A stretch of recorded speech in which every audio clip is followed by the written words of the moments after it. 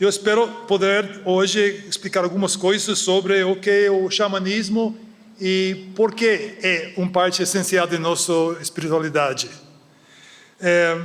Quem não tem ouvido de xamanismo? Até que hoje em dia os grupos indígenas usam a palavra xamã para explicar suas práticas religiosas e espirituais. Se você não tem ouvido de xamanismo, você deve estar longe da civilização, nas montanhas e talvez praticando o xamanismo. Mas o que é o xamanismo e por que é universal? Esse era o enfoque de minha tese de doutorado faz 35 anos. E o propósito era descobrir se, em realidade, existia um xamanismo universal e quais eram as características. O que eu descobri era que, sim, existia nas sociedades forjageiras de todas partes do mundo uns tipos de práticas muito semelhantes e, ao mesmo tempo, bastante diferentes de outros tipos de práticas espirituais e de curandeiros. Por exemplo, o xamã e o médium. Às vezes se confunde, mas o xamã é de uma sociedade forjageira e o médium, sociedade complexa, agricultura. Xamã deriva seus poderes de um animal, o médium de Deus. O xamã cura perda da alma, o médium cura a posse. O xamã tem várias características relacionadas à morte e renascimento e o médium é uma experiência de unir com Deus. E até o xamã usa poderes malévolos, pode matar. E o médium sempre é uma pessoa moral. Entre grandes diferenças de sociedade a sociedade em relação a esses tipos de práticas. Mas o que me chamou a atenção eram os universais do xamanismo. O êxtase, ou experiência fora do corpo, como projeção astral, essa tendência de usar animais como poderes pessoais, curar e ter vários tipos de práticas que, por ser tão distribuído em todas as partes do mundo, devemos reconhecer que não é cultural, é natural, é parte de nossa essência. Então, estas manifestações transculturais indicam que alguns aspectos de espiritualidade são inatos, biológicos, natural para o ser humano. Mas estas práticas dos outros tipos de curandeiros xamanísticos, não só o xamã, mas o xamã curador, médium, curandeiro, também são universais. Toda sociedade tem um praticante que tem rituais comunitários, que faz algum tipo de cura através da adivinhação, que entra em estados alterados de consciência e que trata com o mundo espiritual, o que chamamos o animismo. Por que são universais? Porque temos esses tipos de práticas em todas as partes do mundo. Ritual como uma linguagem antiga do cérebro. Os animais usam os rituais para comunicar, para identificar-se, para caçar, para defender, para formar hierarquia, para a integração ritual da comunidade. Então, esses rituais dos seres humanos são análogos às capacidades usadas pelos animais para comunicar e organizar suas sociedades. A cura. A ritual provoca vários processos endógenos da cura, provocando um aumento de balance fisiológica e também a integração psicológica e psicobiológica. Então, rituais são parte de provocar esses tipos de reações naturais do corpo, de sanear-se. Os rituais são coisas que às vezes provocam estresse, jejum, dançar por horas, cantar por horas. E estes processos eliciam alguns tipos de reações do corpo que são inatas e não simplesmente sanar, mas também mostra através de um simbolismo visual aspectos de nossa própria inconsciência. E, enfim, os espíritos. O que podemos dizer dos espíritos é que manifestam estruturas inatas de nossa própria mente. Em uma maneira, os espíritos são como um aspecto de nosso próprio ser. E neste livro, Evolução Xamânica está explorado em termos de como é que o xamanismo nos levou de lo que fazem os animais a lo que reconhecemos hoje em dia como espiritualidade. Então, em xamanismo, o que vemos é expansão do ritual, até o que os primatólogos chamam de performance, atividades dispendiosas ou manifestações conspicuosas. Fazer muito barulho, cantar, dançar por horas, esses têm vários efeitos sobre a psicologia, não simplesmente do ser humano, mas outros animais também. A cura natural é iniciada por processos de ritual que estimulam nossas próprias reações sociofisiológicas. Relações com outras pessoas provocam reações que são curativas através de, por exemplo, os opioides endógenos e outros hormônios. Vou explicar os estados alterados de consciência como algum processo natural de integrar nossa psicologia, nossa inconsciência. De alguma maneira, estados alterados de consciência nos permitem ter melhor acesso a nossas próprias mentes e cérebros. E vou explicar as percepções de espíritos como manifestações de estruturas inatas e inconscientes de nossos próprios corpos e mentes que nos permite externalizar certo tipo de informação. Os bases biogenéticos do xamanismo podem ser vistos nas práticas dos animais. Os rituais dos animais têm dois polos diferentes. Um é o apego e outro é formação de hierarquia. No apego, o que vemos é o primordial da espiritualidade, amor, contato entre mãe e filho, que são mediados por os opioides endógenos. E nos rituais ou performance, vemos alguns tipos de atividade que têm efeitos não simplesmente no grupo, mas também em outras espécies. Esses tipos de manifestações máximas, como falam nos chimpanzés, é um tipo de ritual que intimidar aos membros do grupo e também intimidar a outros animais, os tigres, os leões, porque um chimpanzé batendo, rufando, gritando, faz muito barulho. E os outros membros do grupo, unindo com ele, fazendo este barulho, faz tanto barulho que até os seres humanos ficam espantados pela força de uma tropa chimpanzé. Então, os rituais são um tipo de modulação emocional feito não simplesmente a nível pessoal, mas também para o grupo. Então, a dinâmica sociofisiológica do ritual se vê em lo que fala de catar piolhos. Está diretamente relacionado ao bem-estar dos mamíferos. Não simplesmente porque retira algum pulga, algum piolho, mas porque estes processos estimulam os processos endógenos de soltar os opioides. E isso faz que as pessoas, ou até os chimpanzés, sentem-se melhor, estão de melhor humor, que sentem mais apego para outros, e através deste apego e relaxamento, formam alianças básicas à sociedade. Então, este processo de catar piolhos tem efeitos calmantes e libera processos endógenos de não simplesmente relaxar, mas estimula o sistema imunológico. É um processo de aumentar a capacidade própria de curar-se. E esse, no caso dos chimpanzés, forma alianças que dão muito poder para as pessoas interligadas entre eles mesmos. Então, o ritual era um processo para aumentar a capacidade dos membros da sociedade de viver juntos, de ter relações interpessoais.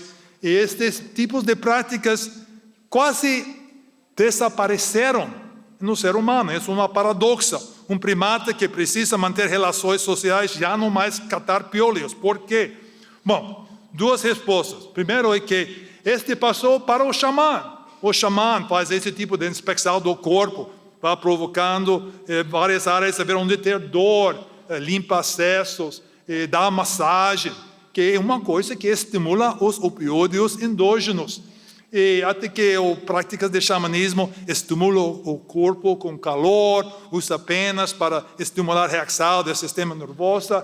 E tudo isso é um tipo de catar piolhos.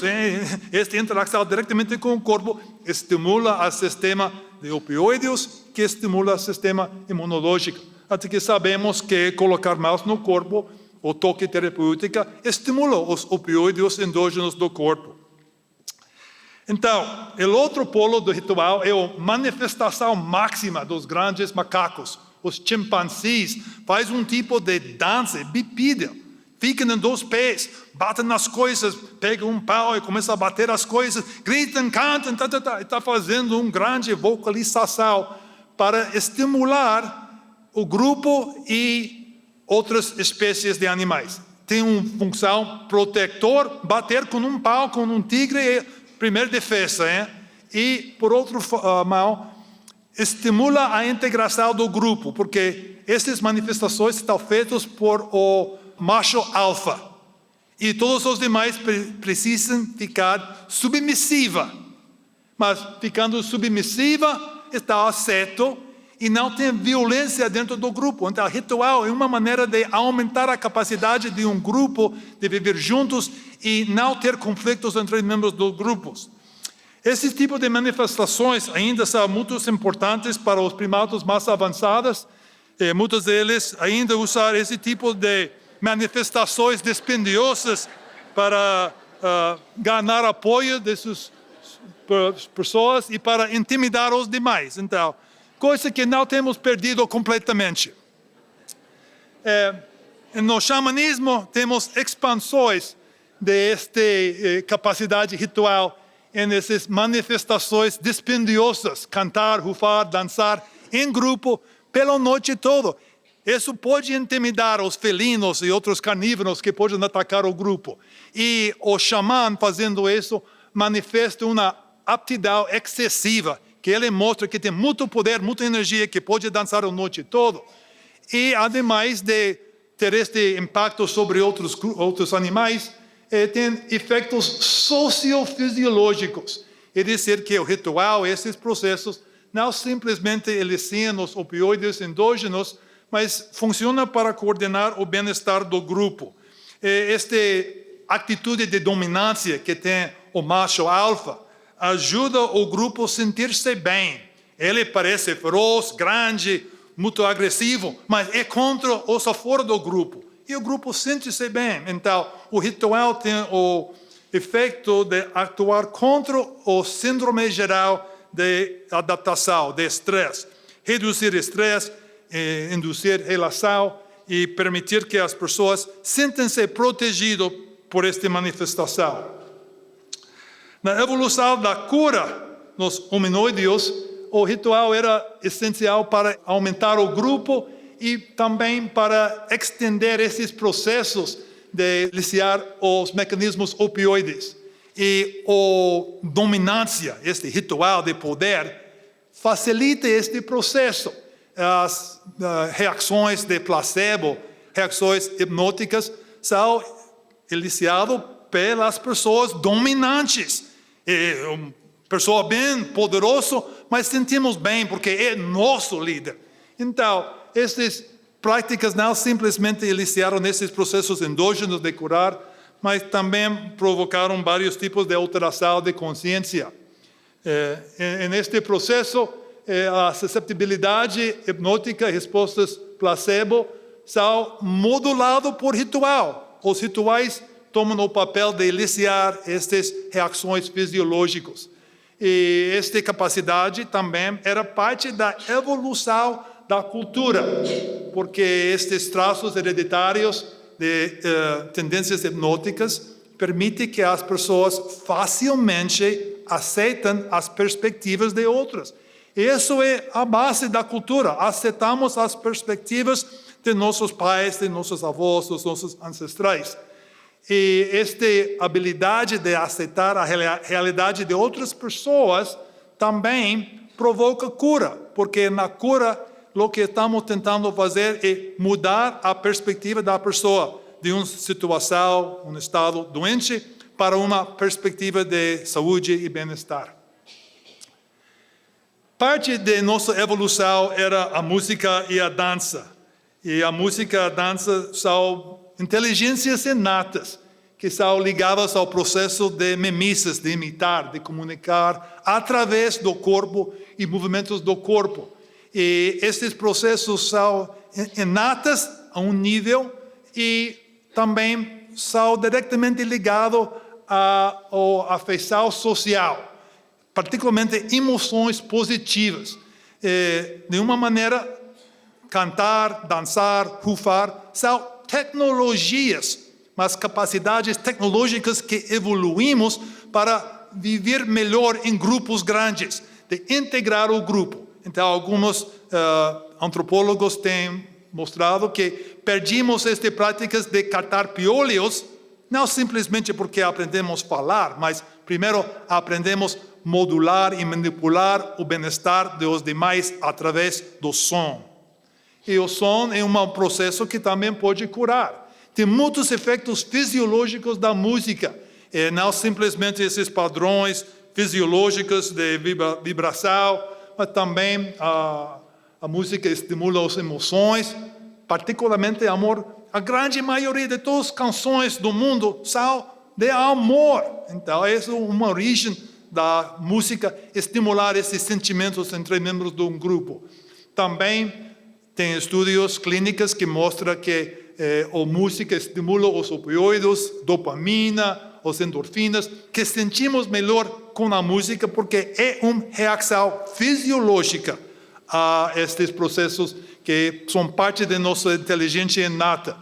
Então, quando estudamos a música de uma perspectiva clínica, música faz muita coisa, sensorial, neurológica, sistemas glandulares, até que estimula o sistema nervoso automático e nos leva a um estado de calma, bem-estar. Também provoca estados alterados de consciência, uma transcendência neurofarmacológica. Uma universal dos curandeiros xamanísticos é usar ritual para estimular alterações de consciência. E usa muitas maneiras diferentes para fazer isso: jejum, dor, privação, sonho, rufar, cantar, bailar, estimular por frio, por quente, exercícios exaustivos, até psicodélicos. Muitas coisas diferentes provocam uma resposta comum em nosso cérebro. As ondas cerebrais ficam mais sincronizadas, estão sincronizados nas ondas θ, e estas ondas vêm do cérebro antigo para sincronizar todo o cérebro com ondas mais lentas, mais integradas. Então, a ideia básica é que o estado alterado de consciência é um tipo de integração do cérebro e dos processos primitivos até o cérebro mais avançado.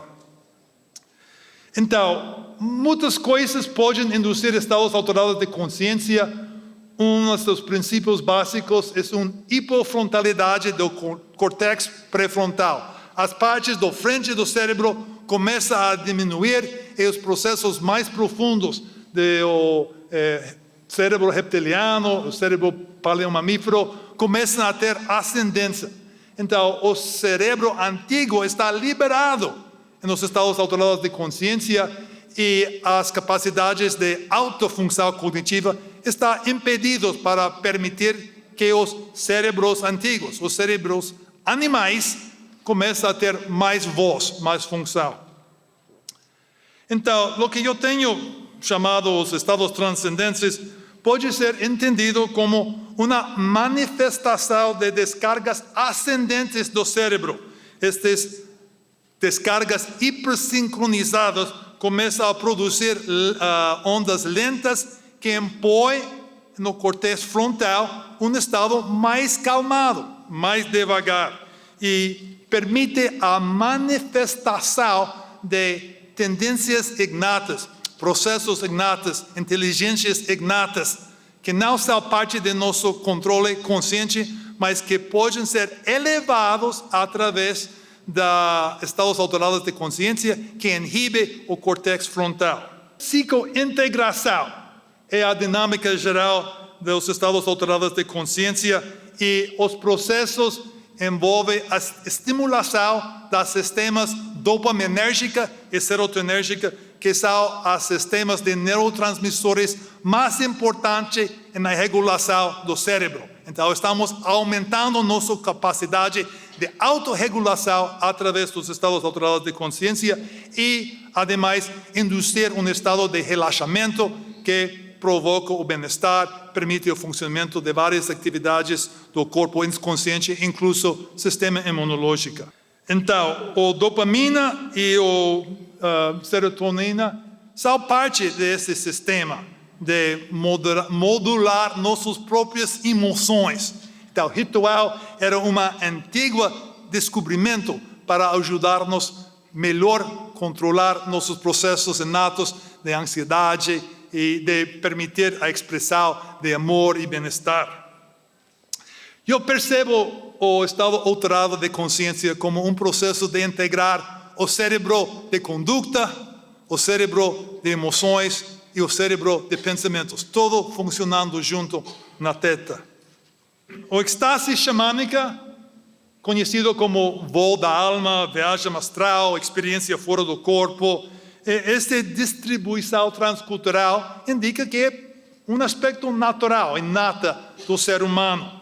E vários psicólogos têm analisado essas experiências como a experiência do eu em um espaço simbólico e também a habilidade de conhecer através do corpo, não da mente, mas do corpo.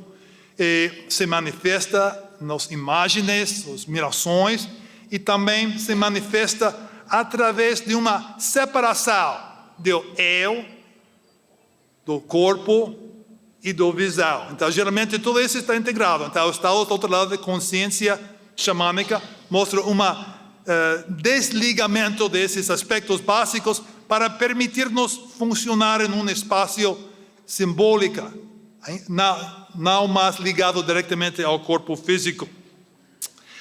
Um aspecto deste voo da alma é a habilidade de ver o mundo de uma perspectiva diferente do corpo físico. Então, podemos ver isso como uma evolução da consciência humana, já não ligado diretamente ao corpo, mas ligado a percepções. Então, uma ideia que tem ficado muito popular nos últimos anos na antropologia de religião é que religião é uma manifestação das capacidades inatas, inconscientes e modulares do cérebro. E acho que o mundo espiritual também pode ser visto como um tipo de inteligência inata, capacidades evoluídas para processos automáticos e especializados. Então, no contexto de psicologia evolucionária, temos vários mecanismos que nos ajudam a adaptar e funcionar sem precisar pensar, automático e inconsciente. E acho que isso pode explicar vários aspectos de espiritualidade. Por exemplo, esta ideia de animismo, ou detecção de um ser consciente. Chamamos espirituais, mas os espíritos têm as capacidades de um ser humano. Consciência, percepção, desejos, reconhecimento de outros, sistemas morais. Então, podemos dizer que os espíritos manifestam estruturas psicológicas. E, por exemplo, uma dessas é representação inatas de outros. Estamos, por nossa evolução, muito dispostos a perceber o que outros pensam, porque os outros são muito importantes para nós. E os espíritos têm esta mesma característica. São outros que precisamos entender e incorporar suas perspectivas, igual como precisamos incorporar as perspectivas de nossos pais para nosso desenvolvimento pessoal e social. No contexto de xamanismo, os animais jogam este papel, um outro espiritual que guia nossa atividade e que, no contexto de xamanismo, nos dá poderes pessoais. temos vários módulos inatos ou estruturas neuronósticas, coisas automáticas em nossos cérebros, como detecção de animação, uma inteligência intrapessoal. Podemos reconhecer nossas próprias capacidades, emoções, motivos e inteligência interpessoal, de perceber o que outros pensam, perceber o que outros querem e outras coisas como a história natural, reconhecimento das características de animais. Os meninos já têm uma boa ideia da diferença entre cachorro e gato, e entre leão e elefante. Eles já têm uma consciência disso. É parte da módulos inatos de nossa consciência. E o xamanismo tem manifestações de todos esses aspectos de nossas estruturas neuronósticas. Vou apresentar um pouco sobre cada um. Podemos perceber nossas próprias capacidades, externalizamos nossas capacidades e temos animismo. Temos uma inteligência interpessoal. Inferir os pensamentos de outros, inferir as emoções de outros, inferir as motivações de outros. É normal, inato. E isso nos permite ter relações com o mundo espiritual. É dizer que o mundo espiritual são outros seres sociais que precisamos saber, conhecer, respeitar e usar para orientar nossa própria conduta. E no caso do xamanismo, os animais dão fonte de poder e as relações com animais são usados para adquirir aspectos de personalidade, aspectos de curar. Por exemplo, se você é muito tímido, você fica com medo com todo, vamos dar a você um espírito de leal. Você vai andar com uma coisa de leal para lembrar a você as potenciais que você tem de conduzir-se de frente. E o Gardner, em seu mais recente livro, falava de inteligência existencial, atendimento aos enigmas cosmológicos que definem a condição humana, uma consciência excepcional dos mistérios ontológicos e epistemológicos que tem sido preocupação perene para pessoas de todas as culturas. Esse é o trabalho do xamã, trabalhando desde os módulos inatos de compreensão, usando nossos conceitos neuronósticos, até uma neuroteologia, uma teologia baseada nas funções do corpo, da mente e do cérebro. Então, qual é natural do sobrenatural xamânica? No livro que acaba de sair, O Sobrenatural após a virada neurológica, tenho discutido em 3 artigos essas estruturas que falei hoje, as funções comunicativas antigas do ritual, os processos endógenos da cura iniciados por rituais, as estruturas da consciência manifestadas através de estados alterados de consciência e uma neuroteologia inata, umas perspectivas manifestadas na experiência fora do corpo do xamã. Então, em conclusão, o xamanismo evoluía através dos efeitos rituais, que aumentava apego interpessoal e integração social. Os rituais não são simplesmente rituais, são uma tecnologia. A integração psicofisiológica do cérebro está provocado por rituais e os estados alterados de consciência que está provocado por rituais. E essas respostas naturais de nosso corpo nos levam a um estado mais saudável. Reduzir estresse, aumenta o apego, aumenta o sistema imunológico. Os estados alterados de consciência são importantes para a manifestação dessas estruturas inconscientes do ser humano. E estas estruturas modulares, arcaicos, não são muito acessíveis, mas os estados alterados de consciência permitem que essas capacidades sejam levadas à consciência. E parte do ritual é um simbolismo mimético, a conduta, a atuação, o performance deste macho alfa, que invoca certos tipos de reações, incluso as reações inatas de curar, representadas nas capacidades de tendências hipnóticas e resposta placebo.